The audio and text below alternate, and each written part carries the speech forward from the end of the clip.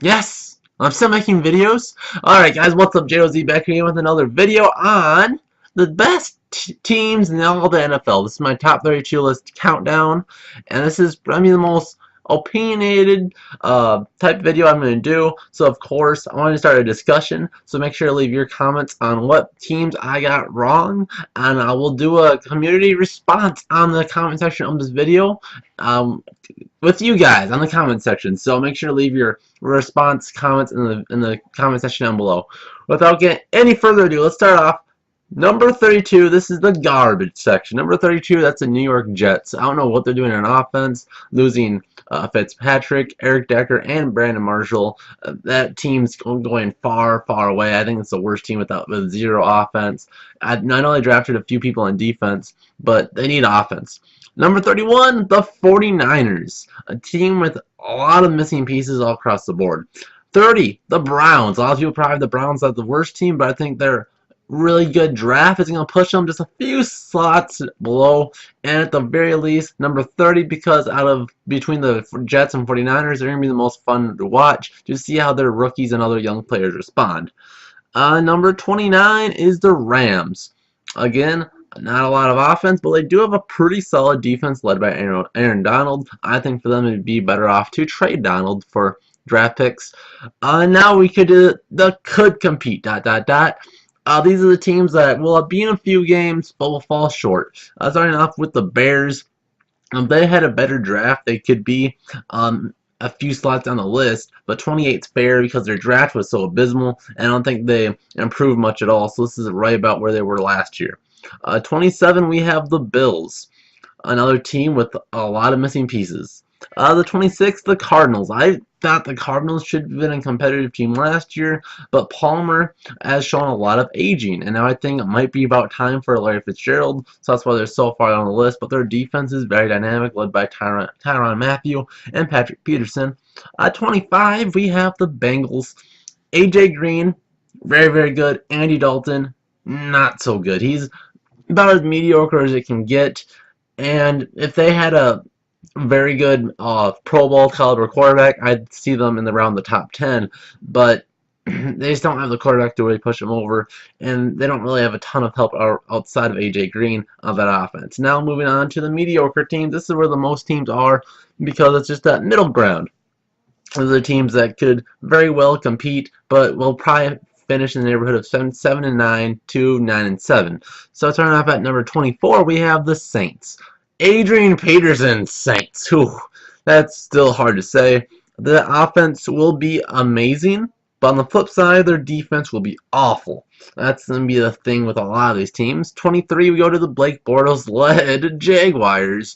The Jaguars have one of the best underrated receiving corps in the league, but Blake Bortles just is one of the worst in the league. So if Bortles takes the next step forward, this is a team that can be fairly far down this chart, maybe in the top 15.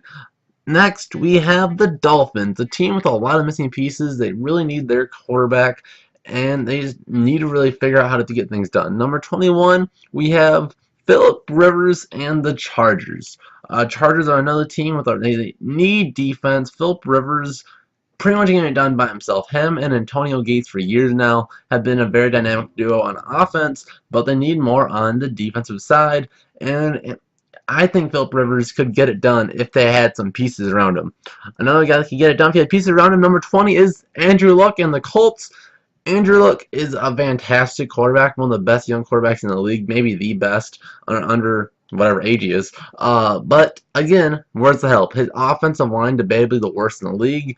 I'm not too aware of how much they improved it, so that's kind of my bad. But I don't see it getting much better, so they're going to be very far down the list, pretty much because of offensive line. If they found a way around that, they could be another team that could be looking forward to the playoffs. Number 19, and this is Marcus Mariota and the Titans. This is a team that, well, Marcus Mariota, I think he's going to take a few steps forward. They have a really good running back core. They're going to be running a lot. DeMarco Murray being in the top 3 rushing last year, one of the best running backs in the game when he's in a system that fits him, and they have a really good young running back behind him, and Dorrell Green Beckham. There's a lot of good pieces on the offense. They need to put it together. I think they're maybe a year away from being a playoff team. 18, Tom Brady's foes, the Giants. They have a really good offense starting to get into place here. But I don't think they're just a few pieces short to compete with some of these other teams. Number 17, a team that maybe now should be improved even more, especially if they do pick up Eric Decker, who is now a free agent, and that is the Ravens. Joe Flacco is been right on the bubble of pretty good and really good for his whole career. So if he has one of those really good years, this could definitely be a top 10 team with a really solid defense and now a very solid receiver core around him. Number 16, a very big surprising team at the end of last year that went on a giant run, and that is the Chiefs, who was very competitive all the way throughout the season. And if they can put it together, I think this is another team that can be very sneaky this year. Number 15, and at number 15, a very young team led by a young quarterback, Jameis Winston, who is very close to being in the eyes of many people as a very good quarterback in the NFL. I think he still needs to prove a few more things before he's in that category, in that top 10 type category.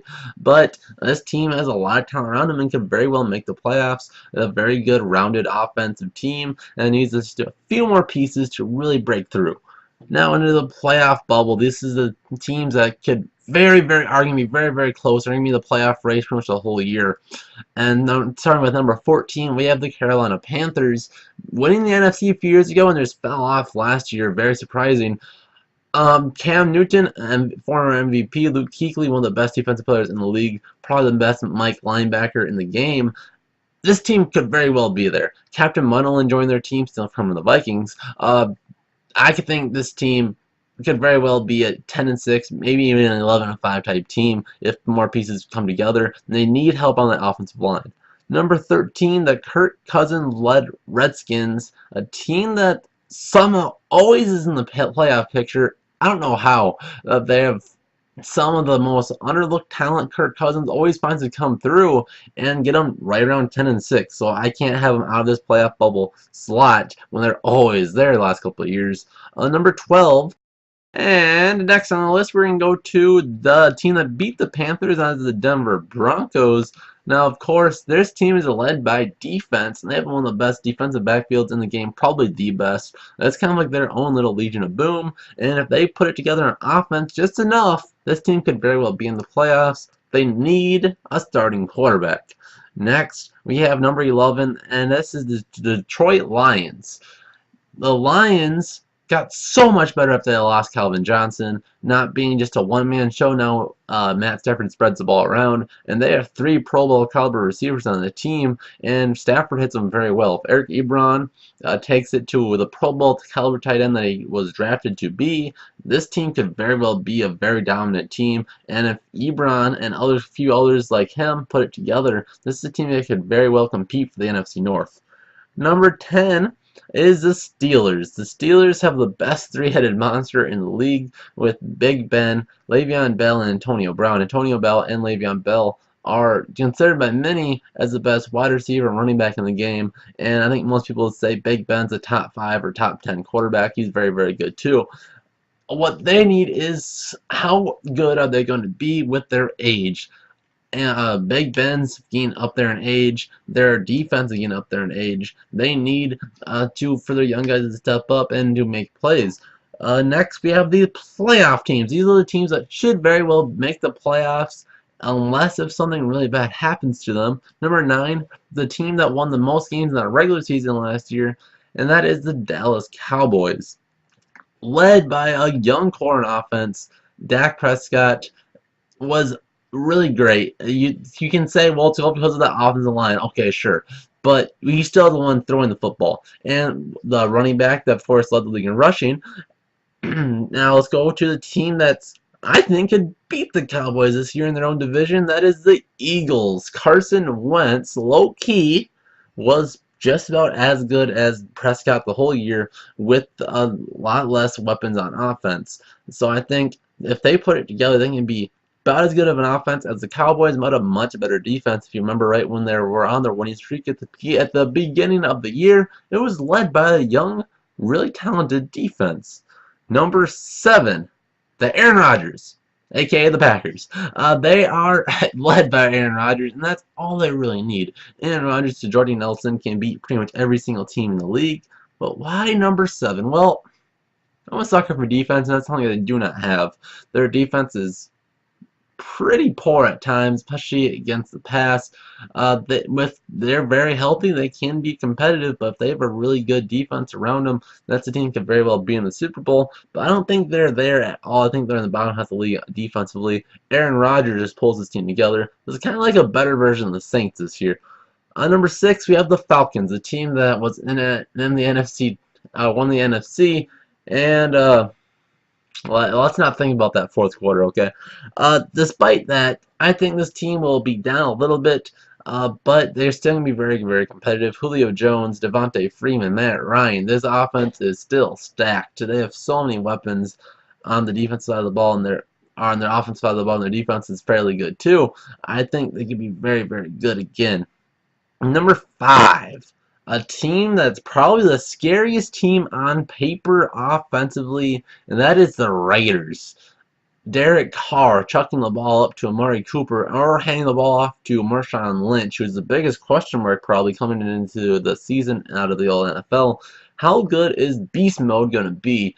And behind that stacked offensive line of the Raiders, who's the second best O-line in the league, it's going to be a very scary team offensively, and their defense, led by Khalil Mack, could be very, very good defensively as too. So this is a very, very close team, but I didn't think it was a good enough team to knock some of these other teams off on the playoff contenders. And this is going to be the ones you guys are going to be mad the most about in the comment section. So make sure to get your fingers a typing, because I'm going to start off with the last 4, the Super Bowl contenders. These are the top 4 teams I could see making Super Bowl, and they're almost all defensive heavy teams. Starting at number 4, the team with the best defense last year, statistically, the Texans. And I think this team is scary good defensive this year. J.J. Watt was hurt most of last year, and they still came through. With a healthy J.J. Watt, this team is beyond scary defensively. I could very well see this team being in the top of the league on defense once again. They're going to rack up sacks. You won't be able to run against them. It's going to depend how well their secondary can hold out.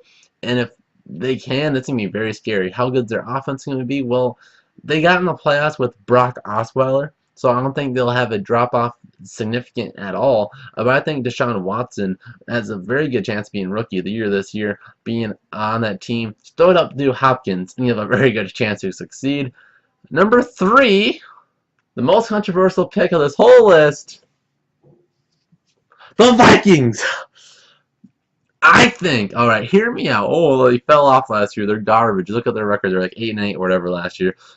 I think this defense is better than the Texans. If you look at the beginning of the year, they were putting up fantastic numbers without an offense to really take control of the ball and give them a break. That's the whole reason I think they fell off at the end of the year. No running game. Without the absence of Adrian Peterson, we know how bad Jerick McKinnon and Asiata were all last year, gaining about 2 yards a carry.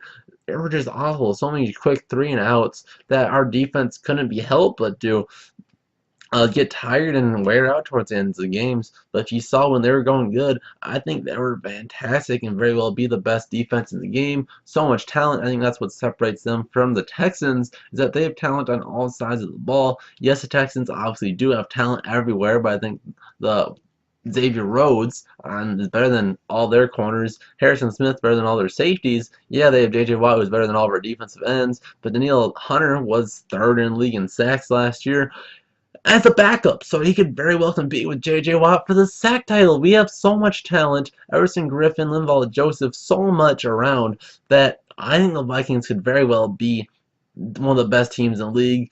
And the Super Bowl's in Minnesota, so maybe it's just a wishful thought from me, but I think if they would ever win a Super Bowl, how better would it be to do it at home?